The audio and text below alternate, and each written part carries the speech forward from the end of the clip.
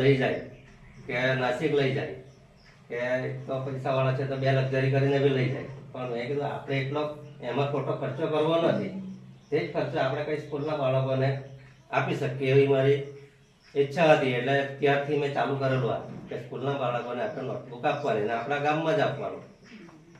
એટલે હવે હું જ્યાં સુધી જીવિત રહું ત્યાં સુધી આ કાર્ય ચાલુ રહેશે. પછી કદાચ મારા છોકરાઓ કરે કે નહીં કરે, પણ હું જ્યાં સુધી આ જીવિત છું ત્યાં સુધી તો હું આ કામ કરીશ.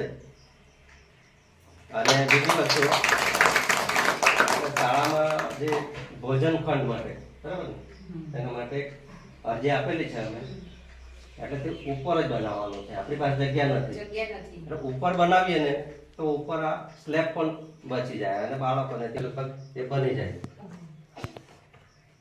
બસ એથી વિશેષ નથી કેવું. હવે કંઈક તમારે બોલો છે? તારે બે શબ્દ બોલો.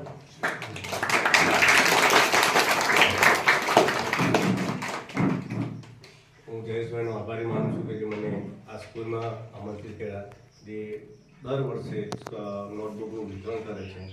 અને એમની આસ્થા કંઈક પછી કે એમની દાન પેટા એ લોકો મંદિરોમાં 1000 રૂપિયા ખર્ચી નાખે છે, બર્થડેમાં 1000 રૂપિયા ખર્ચી નાખે છે, વેડપી નાખે છે. પણ શિક્ષણ માટે જો ખર્ચતું હોય ને એને મહાદાન કહેવાય મારા પ્રત્યે. એટલે એમનું સારું કામગીરી કહેવાય અને આવી કામગીરી કરતા રહે એ શુભકામના.